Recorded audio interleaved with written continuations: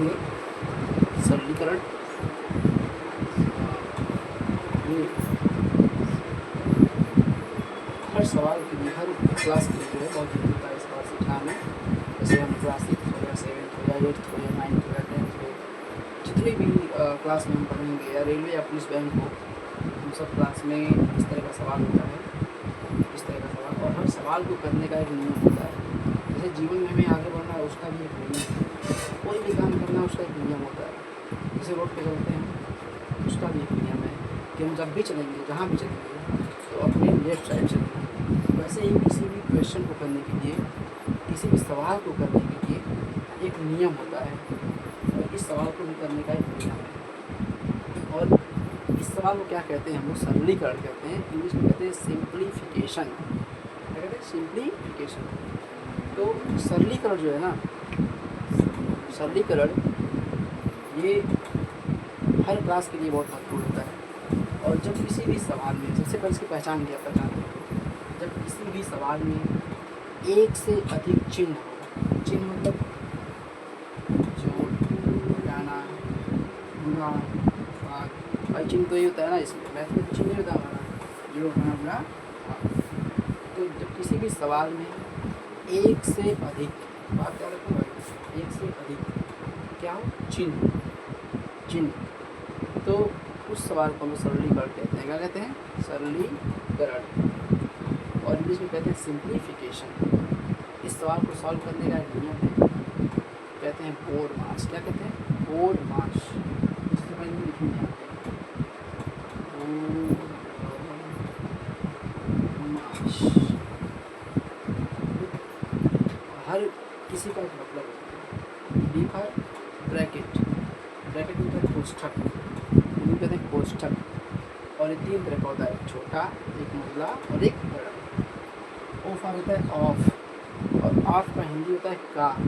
और जहाँ पे का लिखा होगा ना हिंदी मीडियम के बुक में, वहाँ पे हम का को उठा कर वहाँ पे बुला रहा, और इंग्लिश के बुक में of. D for division, division इसका होता है भाग।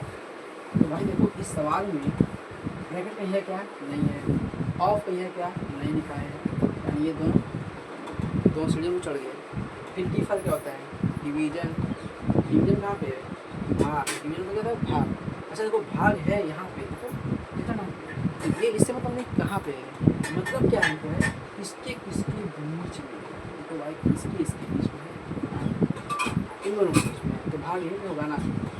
अच्छा करोड़ कैसे, या समझो ये 20 है, 20 भाग का मतलब होता है ना बट्टी का, अपॉन 5। ऊपर वाले कहते हैं न्यूमरेटर, हिंदी वाले कहते हैं डिनोमिनेटर। इसको कहते हैं हिंदी में अंश, इसको कहते हैं, याद रखो हमेशा याद रखो। भाग किसका किसमें देते हैं? हमेशा, इससे मतलब नहीं होता छोटा बड़े से, कुछ भी मतलब नहीं, बड़ा मतलब इससे हमको हमेशा डेनोमिनेटर का भाग, डेनोमिनेटर का डिवाइड न्यूमरेटर में किया जाता है, हर का भाग अंश में किया जाता है। हमेशा किसमें भागते हैं? हर का भाग अंश में।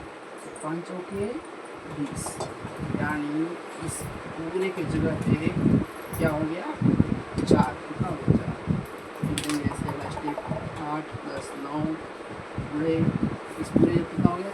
4 - 3, ठीक। और डिवीजन हो गया, इसकी भी कहानी।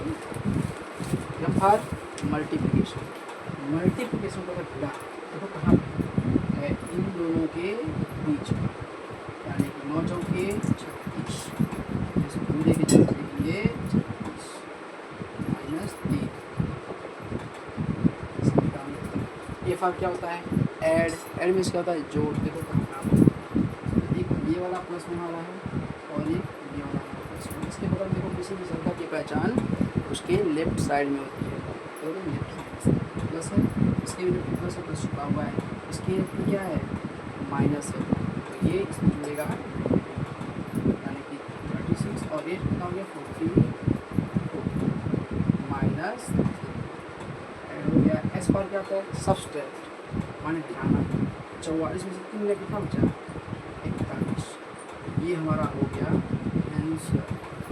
और ये रेलवे, पुलिस, बैंक, 6 7 8 9 10 हर क्लास के लिए बहुत जरूरी है। सब्लिकल्स को बोलते हैं हम लोग। और अभी हम अगली वीडियो पे और पढ़ेंगे। आप लोग लाइक और सब्सक्राइब करें।